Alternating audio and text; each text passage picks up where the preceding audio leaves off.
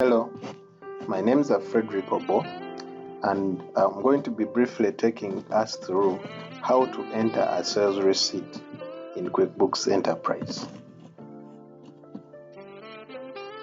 So with my QuickBooks open from the home page, there are like 2 or 3 ways that you can enter a sales receipt in QuickBooks. If your QuickBooks opens up on the home page, you can quickly create a sales receipt here by clicking on that icon. When you click on that icon, it will bring you to this area where you can enter your sales receipt. The other way you can enter your sales receipt, if your QuickBooks does not open from the home page, you can navigate to the customers menu and you scroll down to enter sales receipt. When you click there, it will still bring you to this menu to enter a sales receipt. When you get to this menu, there are different things that you can do from here, but today I want us to look at only how to enter the sales receipt. We shall look at the formatting area, we shall look at how to send, we shall look at the report area, the payment, the search, and even when you go back to the main menu, we shall look at how to print, how to email, and other areas, how to delete a sales receipt, how to create a copy, how to memorize. But today I want us to focus only on how to enter the receipt. So when you get to this menu, you need to enter the customer name. So you click on that drop down. If you've already entered your customers in QuickBooks, the names of those customers will appear. For example, there's Paul, there's Violet. But if you haven't entered any customer in QuickBooks, you will go to add new. And when you go to add new, you will be able to enter your new customer. If you have all these details, the company name, the job title, and the phone numbers, you can enter them. If you don't have these all other items, it is not mandatory. So let's proceed. Let me select already an existing customer. Let me say Paul. So we are going to be selling our goods to Paul on this date. Ensure it's the right date, and the sales number. This sales number will appear on your receipt as actually your receipt number.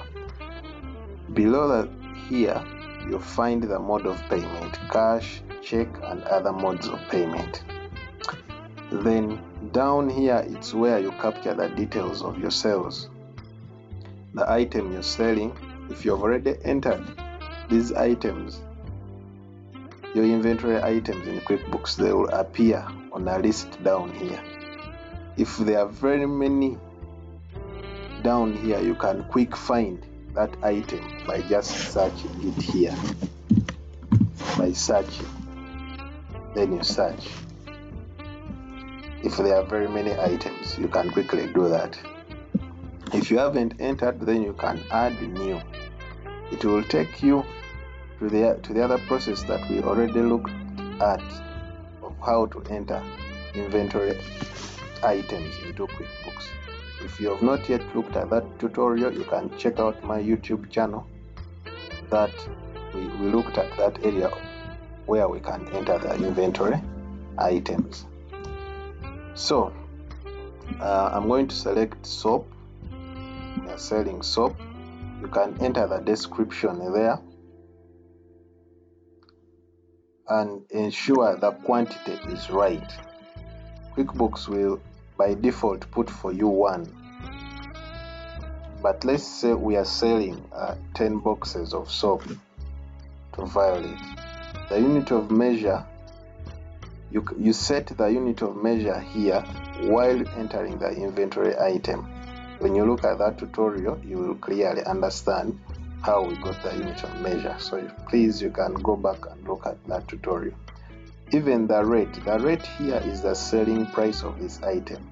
When you look at that tutorial, you will know that we entered our selling price as 100,000 per box. So our QuickBooks will automatically multiply for us the quantity with the rate. to get the amount as 1 million. After if you have another item that you need to enter, in the next line you can enter that item. Then you can enter all the items that you want to sell.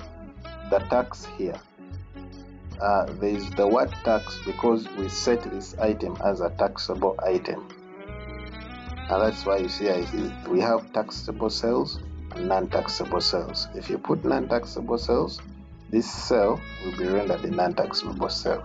You select taxable sale, the tax charge will be charged on this item. If you go down here, we have the tax area, and we have not yet set our VAT to 18%.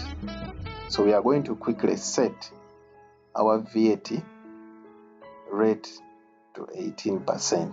So I'm going to add a new tax rate.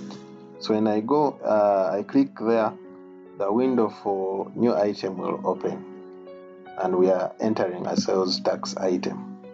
What is the name of the sales tax? It is VAT. And what is the description? Sales tax. The rate, we can set our rate now here to 18%. And what is the tax agency that is collecting this tax? We have not yet entered any tax agency, so we can quickly add our tax agency here. URA is the one going to collect this tax. So our tax agency is URA. Then I will say okay. So that is how you can quick add. So when you're making this sale, you realize that the amount here is 1 million and the VAT rate is 18%, giving us 180,000 as our VAT, and the total amount is 1.18. That means the total sales value is 1.18. Then we can add a customer message. Let me say thank you for your business. If you wish to enter a new customer message which is not on this list, you can quickly add that customer message there that you want, so that it appears on your list here, and you can select it, and you can enter a memo if you want, and then you can save and close. I have changed Paul's tax item for these transactions, yes, because we just added a VAT. This change will reflect in your current transactions. Do you want to make it permanent? Yes, I want to make it permanent. So I've entered my sales receipt. So in brief, that is how you can enter a sales receipt. Thank you for watching this video. You can like, comment with your questions, and also don't forget to subscribe to my YouTube channel. Thank you.